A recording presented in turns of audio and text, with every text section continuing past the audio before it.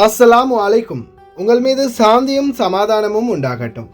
இன்றைய காலை பொழுது உங்கள் அனைவருக்கும் இனிய பொழுதாக அமைய எல்லாம் வல்ல இறைவனை பிரார்த்தித்தவனாக இன்றைக்கும் குவைத்துடைய பல முக்கியமான செய்திகளை பற்றி தான் பார்க்க போகிறோம். வீடியோவை கடைசி வரைக்கும் பாருங்கள். தெரியாத நண்பர்களுக்கு மறக்காமல் ஷேர் பண்ணுங்கள். வீடியோ பிடிச்சிருந்தா ஒரு லைக் பண்ணுங்கள், சப்ஸ்கிரைப் பண்ணுங்கள். குவைத்துடைய டினார் மதிப்பும் உள்ளதாக பார்த்தலாம். இலங்கைக்கான ரூபாயில் ஒரு தினாரின் மதிப்பு 974 ரூபாய் 659 சதமாக உள்ளது. இந்தியாவின் ரூபாயில் ஒரு தினாரின் மதிப்பு 271 ரூபாய் 297 சதமாக உள்ளது. இது அல்முல்லா எக்ஸ்சேஞ்சுடைய அப்ளிகேஷன் ஆன்லைன் ரேட் ஆகும். அல்முல்லா எக்ஸ்சேஞ்ச் ஜமியாக்கள் உள்ள மெஷின் ரேட்டை பார்த்தலாம். இந்தியாவுக்கு 271 ரூபாய் 2 சதமும், இலங்கைக்கு 971 ரூபாய் 6 சதவமாக உள்ளது. ஜமியாக்கள் உள்ள மெஷின்களில் நல்ல ரேட் கிடைச்சா போடுங்க. அதே போல் கட்டணம் 1.25 தினார் தான் நடைபெறாங்க. குவைத்துடைய பல எக்ஸ்சேஞ்சுகள்லையுமே அக்கௌண்ட் நம்பரை மறைச்சிடுறாங்க. இதை பற்றியும் உங்களுக்கு தொடர்ந்துமே தெரிய தருது. நீங்கள் ஏதாவது ஒரு புதிய எக்ஸ்சேஞ்சுக்கு பழைய பட்டுச்சீட்டோட போகிறீங்களா இருந்தால் அதில் அக்கௌண்ட் நம்பர் இருக்கா அப்படின்றத செக் பண்ணிக்கோங்க. இல்லாத பட்சத்தில் எழுதிட்டு போனாலும் பிழை இல்லாத அக்கௌண்ட் நம்பர் எழுதிருப்போங்க. ஏதாவது ஒரு நம்பர் பிழைச்சா கூட உங்களுடைய பணம் நாட்டுக்கு போய் சேராது. அந்த பணத்தை திரும்ப பெறணுமா இருந்தால் ரொம்ப நாட்களாகும். மறுபடியும் கட்டணம் செலுத்த வரும். மறக்காமல் ஞாபகத்தில் வச்சுக்கோங்க. யுனைடெட் கல்ஃப் எக்ஸ்சேஞ்ச் கோஆபரேஷன் இந்தியாவுக்கு பணம் அனுப்ப 750 ஃபீல்ஸும், இலங்கை பணம் அனுப்ப 1 தினார் கட்டணமாக விடுறாங்க. அல்சாமில் எக்ஸ்சேஞ்ச் கோஆபரேஷன் 1 தினார் மட்டுமே கட்டணமாக விடுறாங்க. யூஜே எக்ஸ்சேஞ்ச் கோஆபரேஷன் 1 தினார் மட்டுமே கட்டணமாக விடுறாங்க. Kuwait Asian international exchange 750 fils மற்றும் 1 தினார் போன்ற கட்டணங்களும் மறவிடுறாங்க. குவைத்தில் அல்நாதா, ஏஆர்ஒய், அமான் எக்ஸ்சேஞ்ச், யூஜே, அல்சாமில், Ansari exchange, Lulu exchange, Joyalukkas, KPE, UAE, Oman exchange, Bahrain exchange, BEC, world street exchange, அதே போல் international exchange, Al Malik exchange, இது போன்ற இன்னும் பல எக்ஸ்சேஞ்சுகள் இருக்குது. இந்த எக்ஸ்சேஞ்சுகளில் இந்த நாட்களில் பார்த்தீங்கன்னா வெறும் 750 ஃபீல்ஸ், 900 ஃபீல்ஸ், 500 ஃபீல்ஸ், 1 தினார் இது போன்ற கட்டணங்கள் தான் நடைபெறாங்க. குறிப்பாக இலங்கைக்கும் சரி இந்தியாவுக்கும் சரி இந்த நாட்களில் 1 ரூபாய் 2 ரூபாயில் விலை அதிகரிச்சிருக்குது. குறிப்பாக இந்தியாவுக்கு 272 ரூபாய் வரைக்கும் அதிகரிச்சிருந்துச்சு. இலங்கையை பொறுத்தவரையில் கிட்டத்தட்ட மற்ற எக்ஸ்சேஞ்சுகளை விட, நார்மலான எக்ஸ்சேஞ்சுகளை விட ஒரு 5 ரூபாய் அதிகமாக இருந்துச்சு. முடிந்த வரைக்கும் இந்த நாட்டில் இருக்கிற அனைத்து தொழிலாளர்களும் உங்களுடைய சம்பள பணங்களை நல்ல எக்ஸ்சேஞ்சுகள் மூலம் அனுப்புங்க.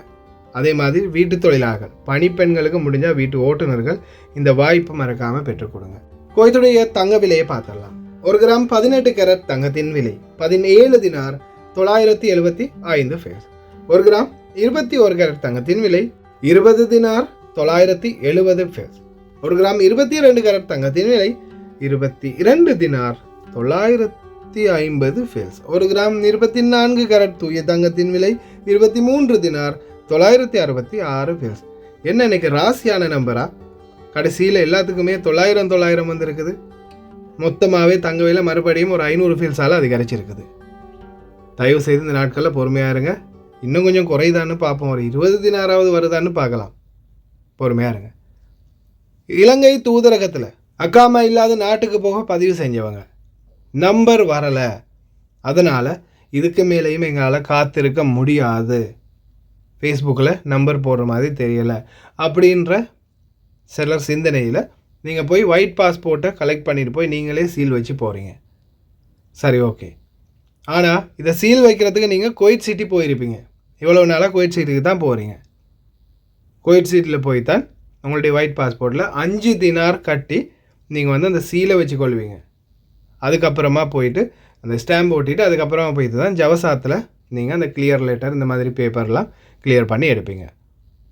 ஆனால் அதுக்கு முன்னாடி நீங்கள் குவைட் சிட்டிக்கு போகாமலே ரொம்ப பக்கத்தில், குறிப்பாக அந்த ஃபஹில்ல இருந்து மிஷ்ரஃப் வரைக்கும் உள்ள பகுதி, இந்த சரௌண்டிங்கில் வரக்கூடிய பகுதிகளில் இருக்கிற அனைவருக்குமே அப்படி நீங்கள் ஒயிட் பாஸ்போர்ட் எடுத்தீங்கன்னா சீல் வைக்கிறதுக்கு பக்கத்துலேயே இடம் இருக்குது. ஸ்டாம்ப் அடிக்கிறதுக்கு ரொம்ப பக்கம்.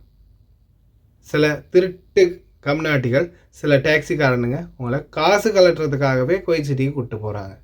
எங்கே அது விரைவில் சொல்கிறேன், வீடியோ தொடர்ந்து பாருங்கள். அடுத்ததாக இதில் முக்கியமான தகவல் என்னென்னு பார்த்தீங்கன்னா, இலங்கைகளுடைய பல பகுதிகளையும் புத்தளம் 212.5 மில்லிமீட்டர், கெஸ்பாவ 204.5 மில்லிமீட்டர், ரத்மலான, கொழும்பு 7, அவிசாவல பல பகுதிகளிலையும் தொடர் மழை பதிவாகி இருக்குது. அதிக மழை வீழ்ச்சி பதிவாகி இருக்குது. கடந்த 24 மணி நேரத்துக்குள்ளே முடிந்த வரைக்கும் பிரார்த்தனை பண்ணுங்கள். வீடுகளுக்கும் கால் பண்ணி சொல்லுங்கள், கொஞ்சம் எமர்ஜென்சி அலர்ட் பண்ணுங்கள், ப்ரே பண்ணுங்கள். ஈரானுடைய அதிபர் உயிரோட வரணும் அப்படின்னு நேற்றைய தினம் நடந்த ஹெலிகாப்டர் கிராஷில் இப்போதைக்கு வரைக்கும் அவருடைய க்ரூ மெம்பர் மற்றும் வெளிநாட்டு விவகார அமைச்சர் இவங்க 2 பேரையும் இப்போதைக்கு வரைக்கும் தேடிக்கிட்டு இருக்கிறாங்க. நேற்றைய தினம் அசர்பைஜான் பகுதிகளுக்கு சென்ற ஈரான் தலைவர் மற்றும் ஈரானுடைய வெளிநாட்டு விவகாரங்களுக்கான அமைச்சர் அசர்பைஜான் சந்திப்பை முடித்துவிட்டு திரும்பி ஈரானுக்கு செல்லும் வழியில் தான் இந்த விபத்து ஏற்பட்டிருக்குது. ஏன்னா பனிமூட்டம் ரொம்ப அதிகமாக இருக்குது இப்போதைக்கு ஈரானில். இந்த மூடு பனியால் தான் இந்த ஹெலிகாப்டர் விபத்து ஏற்பட்டிருக்குது. இதில் இப்போதைக்கு வதந்திகளை பரப்பிட்டு இருக்கிறாங்க ஒரு சில இஸ்ரேலிய செய்தி சேவைகள். தக்பீர் சொல்லுங்கள் அரபு கண்ட்ரிகளே, ஈரான் தலைவர் போயிட்டாரு, இறந்துட்டாரு அப்படின்னு சொல்லி கொஞ்சம் ஓவராக ஸ்ப்ரெட் பண்ணி விடுறாங்க. அதே மாதிரி இதுக்கு பின்னால் யார் இருக்குறா இந்த கிராஷுக்கு பின்னால் அப்படின்னு சொல்லி ஒரு சிலர் வந்து பகிர்ந்துக்கிட்டு இருக்கிறாங்க. அதே போல் பார்த்திங்கன்னா இஸ்ரேலுடைய செய்தி சேவையில் வீடியோ லைவ் போயிட்டுருக்கும்போதே செய்தி சேவையில் அதை வந்து பார்த்திங்கன்னா அவர் அந்த ஸ்வீட் பாக்ஸை ஓப்பன் பண்ணி நாங்கள் சந்தோஷமாக ஸ்வீட் எடுத்து கொண்டாட போகிறோம், ஈரான் தலைவர் இறந்ததுக்கு சந்தோஷத்தை தெரிவிக்க போகிறோம் அப்படின்னு தெரிவிச்சிருக்கிறாங்க. மிகவும் வேதனையான விடயம். அதே போல் ஈரான் நாட்டு அதிபர் இப்போதைக்கு வரைக்கும் நான் இந்த செய்தியை நான் போட்டுக்கிறேன் எத்தனை மணிக்குன்னு பார்த்தீங்கன்னா, இந்த செய்தியை நான் போட்டுக்கிட்டு இருக்கிறேன் சரியாக 3:35 நான் பேசிகிட்டு இருக்கும்போதே ஸ்க்ரீன்ஷாட் அடிச்சு, அதால் தான் கொஞ்சம் நாய்ஸ் வந்திருக்கும். இது என்னென்னு பார்த்தீங்கன்னா, இந்த நேரம் வரைக்கும் நானுமே தேடி பார்த்தேன், இது வரைக்கும் அவர் இறந்துட்டார் அப்படின்ற ஒஃபிஷியலான அனௌன்ஸ்மெண்ட் இல்லை. அவங்கள கண்டுபிடிச்சிட்டாங்க, ரெஸ்கியூ பண்ணிட்டாங்க, அவங்களுடைய ஹெலிகாப்டரை வந்து கண்டுபிடிச்சிட்டாங்க அப்படின்ற எந்த ஒரு தகவலும் இப்போதைக்கு வரைக்கும் இல்லை. ஆனால் இப்போதைக்கு இஸ்ரேல் ஸ்ப்ரெட் பண்ணிக்கிட்டே இருக்கிறாங்க, ஈரான் தலைவர் இறந்துட்டார், ஈரான் தலைவரும் வெளிவிவகார அமைச்சரும் ஹெலிகாப்டர் கிராஷில் இறந்துட்டாங்க, இதுதான் உண்மை அப்படின்னு பரப்பிக்கிட்டே இருக்கிறாங்க. அல்லாஹு ஆலம், எல்லாம் வல்ல இறைவன் போதுமானவன். அவன் கொடுத்த உயிர் வேறு யாராலையும் எடுக்க முடியாது, அவனுடைய நாட்டம் இல்லாமல். இப்போ பாருங்கள், இந்த நீங்கள் காட்சியில் பார்க்குறது தான் இப்போதே நிலைமை எப்படி இருக்குன்னு பார்த்தீங்களா? இந்த மாதிரி பனிமூட்டத்துக்குள்ளே ஹெலிகாப்டரில் வரும்போது தான் இந்த விபத்துக்குள்ளாக இருக்குது. இன்ஷா அல்லாஹ் போதுமானவன். மலை இடுக்குகள், மலை அடிவாரங்கள்னு ஒவ்வொரு பகுதிகளாக தேடிக்கிட்டு இருக்கிறாங்க. அவர் உயிர் ஆபத்து இல்லாமல் கிடைக்கணும் அப்படின்னு பிரார்த்தனை பண்ணலாம்.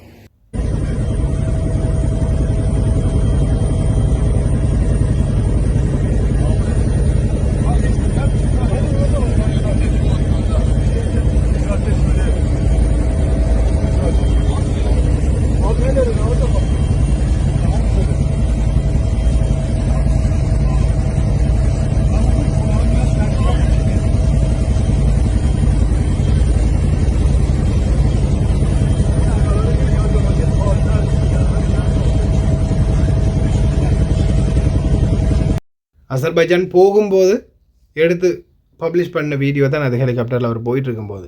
அதே மாதிரி துருக்கி உடனடியாக நைட் விஷன் கேமரா பொருத்தப்பட்ட ஹெலிகாப்டரும் மற்றும் லைட்ஸ்களும் அதே மாதிரி 32 எக்ஸ்பர்ட்ஸ்களையும் தேர்ச்சி பெற்றவங்களையும் அனுப்பியிருக்கிறாங்க இந்த தேடுதல் பணிக்காக. இன்ஷா அல்லாஹ் போதுமானவன். என்ன நடக்குதோ பார்க்கலாம். ஆனால் இஸ்ரேல் வேணுமென்னே ஸ்ப்ரெட் பண்ணிகிட்டு இருக்கிறாங்க பொய்யான தகவலை. இது கடைசியில் எந்த அளவான பெரிய அளவான பிரச்சனைகளுக்கு போய் முடியும் அப்படின்னு தெரியல. ஆல்ரெடியே இவங்களுடைய பிரச்சனையால் மிக அதிகமான ப்ரெஷர்கள் மறுபடியும் அரபு நாடுகளுக்குள்ளே கூட உருவாகி இருக்குது. ஏற்கனவே இஸ்ரேல் ஈரான் பிரச்சனை முற்றி ஒரு அளவுக்கு நிமிர்ந்து வந்திருக்குது. மறுபடியும் அந்த பிரச்சனை பெரிதாகாமல் இல்லாமல் இறைவன் பாதுகாக்கட்டும். அதே மாதிரி இஸ்ரேலுக்கு தகுந்த பாடத்தை எல்லாம் வல்ல இறைவனை கற்றுக் கொடுக்கட்டும். செய்யும் தவறுக்கு என்றாவது ஒரு நாள் தண்டனை கிடைத்தே ஆகும். முதல் துணை பிரதமர், உள்துறை அமைச்சர், பாதுகாப்பு செயலாளர் ஷேக் ஃபஹதி யூசுப் சவுத் அல் சபாஹ் நாட்டின் பாதுகாப்பு நடவடிக்கைகளை, பாதுகாப்பு சீர்திருத்தங்களை சரியாக முன்னெடுத்து செல்வதற்கும் அமீரின் உத்தரவுகளை பேணி நடப்பதற்கும் நாட்டில் சட்டவிரோத செயல்பாடுகளுக்கு எதிராக கடுமையான சட்டங்களை விதிக்கவும் உத்தரவிட்டுள்ளார். அதேபோல தேசிய அடையாளத்தை பாதுகாத்தல், ஒற்றுமையை பாதுகாத்தல் மற்றும் தாயகத்தின் பாதுகாப்பையும் இந்த நாட்டின் மக்களையும் பாதுகாப்பதில் முக்கிய கவனம் செலுத்துதல். இந்த நாட்டில் சட்டவிரோதமான செயல்பாடுகள், போதைப்பொருள் விவகாரம் மற்றும் சமூக ஒழுக்கக்கேடுகள் இது போன்ற பல விடயங்களுக்கு எதிராக மிக கடுமையான சட்ட நடவடிக்கைகள் எடுக்கப்படும் அப்படின்னு தெரிவிச்சிருக்கிறாரு. குறிப்பாக நம்ம ஒவ்வொரு செய்தியிலையும் விபச்சார விடுதிகளில் எல்லாம் இருக்காதுங்க, ரொம்ப கவனம், போதைப் பொருள் விற்கிறவங்களே ரொம்ப கவனம், மதுபானம் குடிக்கிறவங்களே, மதுபானம் கள்ளச்சாராயம் காய்ச்சிறவங்களே ரொம்ப கவனம் அப்படின்னு சொல்கிறது நீங்கள் விட்டுருக்கோங்க, நீங்கள் அதை செஞ்சுக்கோங்க, கவனமாக செய்யுங்க அப்படின்னு சொல்கிறதல்ல. இந்த மாதிரி தவறை விட்டுட்டு தயவு செய்து நீங்களும் திருந்தி இந்த நாட்டுக்குள்ளே நீங்கள் இன்னொரு தொழிலாளருக்கு நல்லது செய்யாட்டியும் பரவாயில்ல, ஆனால் தீங்கு இழைக்காதீங்க. நீங்கள் இந்த கள்ளச்சாராயம் காய்ச்சிருங்க, இதை வச்சு நீங்கள் விற்பனை பண்ணுறீங்க. எத்தனையோ தொழிலாளர்கள் இன்றைக்கி அதுக்கு அடிமையாகி போயிருக்கிறாங்க. மாதம் முடிஞ்சால் சம்பள பணத்தை அனுப்புறது இல்லை வீட்டுக்கு. இந்த மாதிரி எத்தனையோ பிரச்சனைகள், ஒரு நாளைக்கு எத்தனையோ கேஸ், எத்தனையோ கம்ப்ளைண்ட் வந்துக்கிட்டு இருக்குது. தயவு செய்து முடிந்த வரைக்கும் இந்த தவறான விடயங்கள்லேருந்து தவிர்த்துக்கோங்க. உங்களுடைய குடும்பங்கள் உங்களை நம்பி நாட்டில் இருக்குது அப்படின்றத ஞாபகத்தில் வச்சுக்கோங்க. அதே மாதிரி கடுமையான சட்ட நடவடிக்கைகள் விரைவில் வரும் என்பதையும் மனதில் கொள்ளுங்கள். فريق لإنجاز ما ينتظرنا من أعمال واستحقاقات وصولا لبلوغ المقاصد والغايات المنشودة، وبذل العمل الجاد في تكريس العدالة ومحاربة أوجه الفساد وتعزيز مبادئ النزاهة وتطبيق معايير الحوكمة الرشيدة والمحافظة على الهوية الوطنية، واستمرار دعم وتطوير المنظومة الأمنية وصون وحدتنا والذود عن أمن الوطن وحمايته، وذلك كله وفاء بالقسم العظيم وصونا للثقة الغالية التي نحظى بها. فمصلحة الكويت هي رائدنا وخدمة أهلنا هي هدفنا، ولا ندخر وسعا في سبيل نهضة وطننا الغالي ليبقى دائما موطن الأمن والأمان وواحة الرخاء والازدهار، مستمدين العون والسداد من الله العلي العزيز، ومسترشدين بالتوجيهات السامية نبراسا هاديا لأداء المهام والمسؤوليات بقيادة وتعليمات سموكم، ودعما وسندا يشد من عزمنا ويعزز من جهودنا لمصلحة مسيرة النهضة والبناء. وختاما أسأل الله المولى القدير أن يعيننا على حمل هذه الأمانة ويمدنا بتوفيقه العون لرفعة البلاد وإعلاء شأنه. والسلام عليكم ورحمة الله وبركاته. காவல்துறையினருக்கு சாப்பாடு சப்ளை செய்யும் நிறுவனத்தில் லாபம் நீட்டியதற்காக ஆதில் அல் ஹஷேஷா லெப்டினன்ட் ஜெனரலுக்கு 5 ஆண்டுகள் சிறை தண்டனையும் 36,000 தினார் அபராதமும் விதிக்கப்பட்டதை அடுத்து மேல்முறையீட்டு நீதிமன்றம் இதை உறுதி செய்துள்ளது. மேலும் இவருடைய நண்பரான எகிப்தியருக்கு 6 மாத சிறை தண்டனையும் 18,000 தினார் அபராதமும் விதிக்க நீதிமன்றம் உத்தரவிட்டுள்ளது. சிக்கனார்கள், திருடர்கள், ஆட்டு பண்ணைகளில் போய் ஆடுகளை திருடுறது, வழிப்பறி பண்ணுறது, ரோட்டால் போகிறவங்களுடைய ஃபோனை பறிச்சுட்டு போகிறது, பர்ஸை பறிச்சுட்டு போகிறது, ஏன் வண்டிகளையே பறிச்சுட்டு போகிறது, இந்த மாதிரி திருட்டு செயல்களில் ஈடுபட்ட கிட்டத்தட்ட 6 பெதூன் இளைஞர்கள் கைது செய்யப்பட்டிருக்கிறாங்க. எல்லாமே பார்த்திங்கன்னா குவைத்தி இளைஞர்கள் தான். இவங்க என்ன பண்ணுறாங்க, போகிறது ஆட்டு பண்ணையில் ஆட்டை திருடிட்டு போகிறது, ரோடுகளில் வண்டிகளை வழிமறித்து நிறைய வண்டிகளை இவங்களே கடத்திட்டு போகிறது, ஆளை இறக்கிவிட்டு, இந்த மாதிரி நிறைய தவறுகள் செஞ்சுருந்தாங்க. அல்ஹம்துலில்லாஹ் உள்துறை அமைச்சகம் அதிரடியாக கைது பண்ணியிருக்கிறாங்க. இனி வரும் நாட்களில் அதிகமான கைதுகள் நடக்கும் அப்படின்னு தெரிவிச்சிருக்கிறாங்க. அடுத்ததாக ஒரு மிக முக்கியமான தகவல், இது பார்த்திங்கன்னா விவகார அமைச்சகம் கடனாளிகள் அமைச்சகத்தால் ஏற்பாடு செய்யப்பட்ட கடனாளிகளுக்கான கடன் திருப்பிச் செலுத்தும் பிரச்சாரத்தில் தொலைத்தொடர்பு நிறுவனங்கள் சேர்க்கப்படவில்லை. நிதி அமைச்சகத்தின் ஃபத்வாவின் அடிப்படையில் இந்த விஷயத்தை ஆடம்பரமாக கருதுகிறது.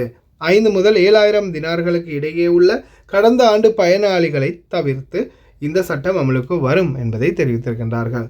இது பார்த்திங்கன்னா இந்த டெலிஃபோன் வாங்குறது, டெலிஃபோன் பில் கட்டுறது, இந்த மாதிரி விடயங்கள், இது எவ்வளவுதான் ஆயிரக்கணக்கில் கடன் இருந்தாலும் இதை ஃபத்வா ஏற்றுக்கொள்ள முடியாது. இது ஒரு ஆடம்பரம். அவங்க ஃபோன் பேசினது, மொபைல் ஃபோன் வாங்கினது, அதே மாதிரி ஆடம்பரத்துக்காக செலவு செய்த எதுவுமே ஃபத்வாவில் அடங்காது.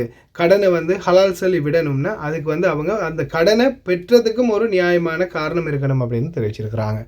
வெளிநாட்டவர்களுக்கு இந்த வாய்ப்பு பெற்றுக் கொடுத்தாங்கன்னா அல்ஹம்துலில்லாஹ் மம்னூசாஃபர் இல்லாமல் நிம்மதியாக போவாங்க. பார்ப்போம் எதிர்வரும் நாட்களில். ஓகே ஃப்ரெண்ட்ஸ், இந்த வீடியோவை எல்லாரும் பாருங்கள்.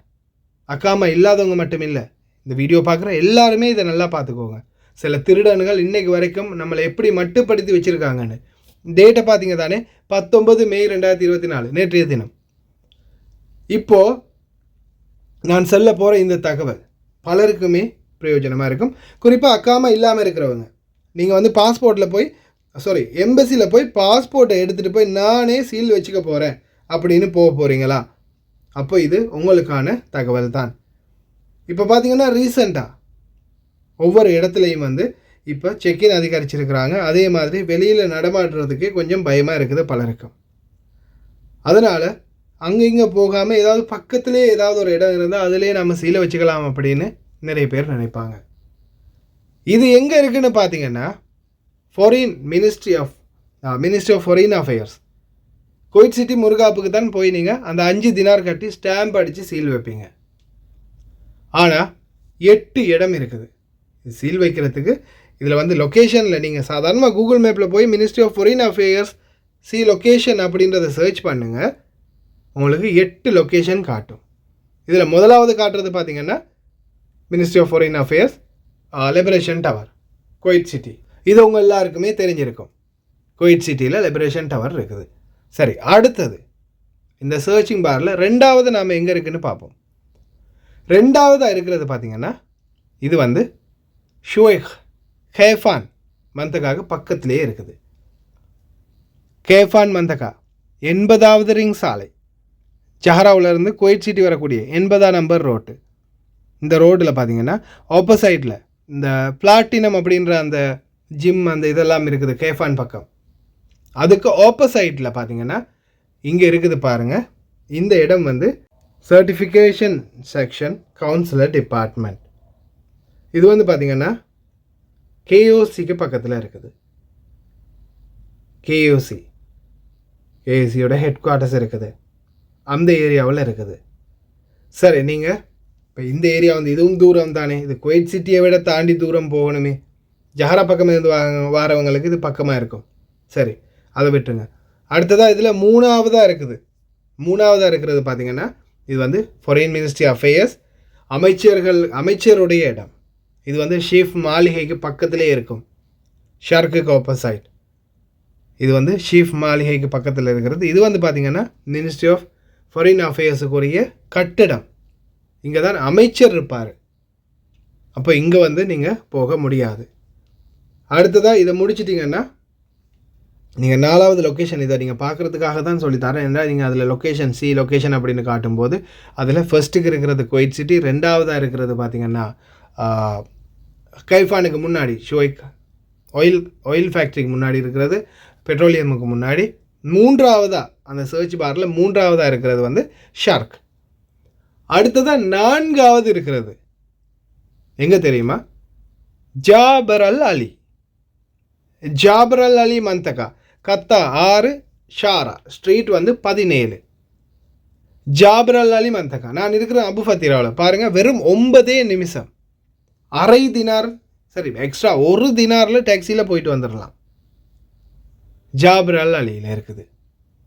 அபு ஃபத்தீரா, புல் ஹசானியா, ஃபினைத்தீஸ், மெசாயில், அதான், சபஹஸ் சாலிம், பயான், மிஷ்ரஃப். அதே போல் இந்த பக்கம் பார்த்தா குசூர், குரைன், முபாரக் அல் கபீர், தஹர், ஹதியா, சபஹியா, அஹமதி, ஃபஹீர், மங்கஃப், மஹபூலா, ஃபின்தாஸ், எகேலா, புஹலேஃபா. இந்த எல்லா பகுதிகளுக்கும் சென்டரில் இருக்குது இந்த ஜாபர் அல் அலி ஃபாரின் மினிஸ்ட்ரி அஃபேர்ஸ். நீங்கள் எம்பசியில் போய் பேப்பர் எடுத்துகிட்டு வந்திருந்தீங்கன்னா டைரெக்டாக இங்கேயே போய் செஞ்சு கொள்ளலாம். அதே மாதிரி அதில் 4வது இதை பார்த்தோம் ஜாபர் அல் அலி. அடுத்ததாக 5வது எங்கே இருக்குது அப்படின்னு பார்த்தா அதுவும் வந்து பார்த்திங்கன்னா ஃபாரின் மினிஸ்ட்ரி அஃபேர்ஸ் தான். நான் நேரத்தோட சொன்ன சீஃப் மாளிகைக்கு பக்கத்திலே தான் இருக்குது. 4வது ஜாபர் அலி, 5வது இருக்கிறது பார்த்தீங்கன்னா சீஃப் மாளிகைக்கு பக்கத்தில். அது வந்து மெயின் என்ட்ரன்ஸ் கேட் வந்து அந்த காரியாலயம் வந்து நம்மளுக்கு அங்கே உள்ளே போக முடியாது. அங்கே உள்ளே போகிறதுக்குரிய அனுமதி நம்மளுக்கு கிடைக்காது. ஏன்னா அது வந்து மன்னர் மாளிகை, சீஃப் மாளிகை இருக்குது பக்கத்திலே. அதுக்கு பக்கத்தில் இருக்கக்கூடிய ஃபாரின் மினிஸ்டருடைய உயர் காரியாலயம், அங்கே எப்படியுமே நம்மளுக்கு அனுமதி கிடைக்காது. 4வது ஜாபர் அலியில் இருக்கிறதுல டைரக்ட் அனுமதி, அதே மாதிரி 2வது இருக்கிறதுலையும் 1வது இருக்கிறதுலையும் அனுமதி கிடைக்கும். சரி, அடுத்ததாக 5வது பார்த்துட்டோம். அடுத்ததாக 6வது எங்கே இருக்குது? 6வதும் பார்த்தீங்கன்னா குவைத் சிட்டியில் தான் இருக்குது. அடுத்ததாக நம்ம 7வது பார்த்துருவோம். 7வது எங்கே இருக்குது?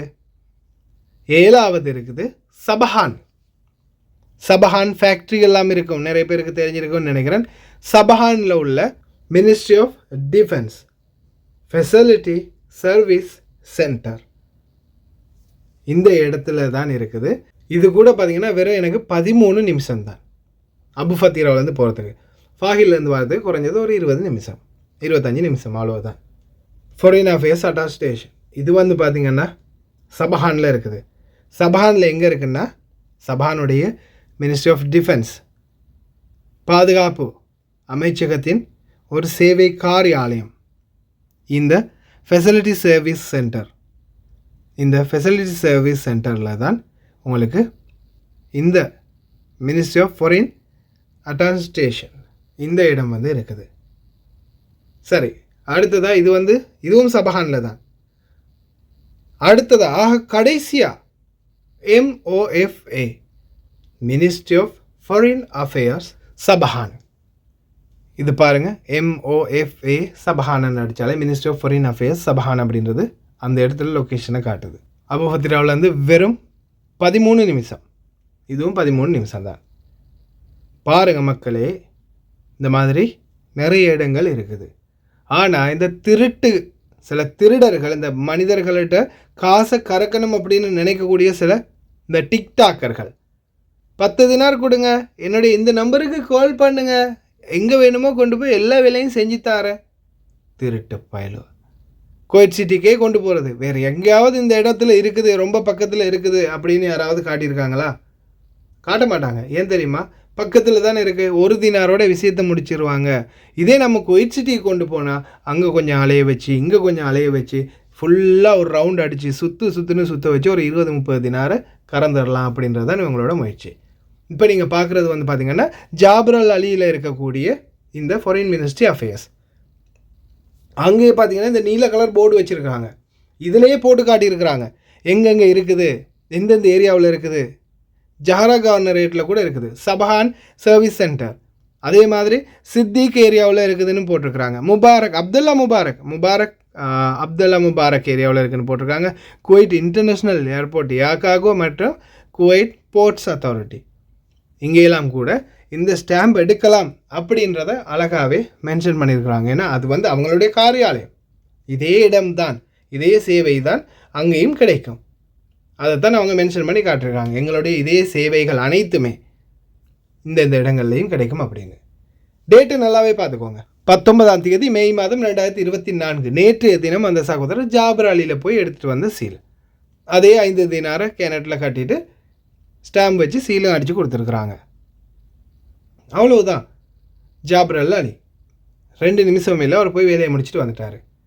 அப்போ நான் சொன்ன பகுதிகள் இருக்கிறவங்களுக்கு ரொம்ப பக்கம் இது. ஒரு தினார்லேயே நீங்கள் டேக்ஸி பிடிச்சி வந்து சீலை வச்சுட்டு போயிடலாம். திருடன்களை நம்பி ஏமாறாதீங்க. அதே போல தான் இலங்கை தூதரக அதிகாரிகளே, உள்ளேருந்து கூலாக ஐஸ்கிரீம் சாப்பிட்றது, ஜூஸ் குடிக்கிறது, நல்ல சொகுசாக தாண்டா வாழ்கிறீங்க நீங்களாம். ஆனால் இந்த மக்கள் வெளியில் வந்து வெயில்லையும் இந்த தூசிலையும் காஞ்சி போய் நிற்கிறாங்க.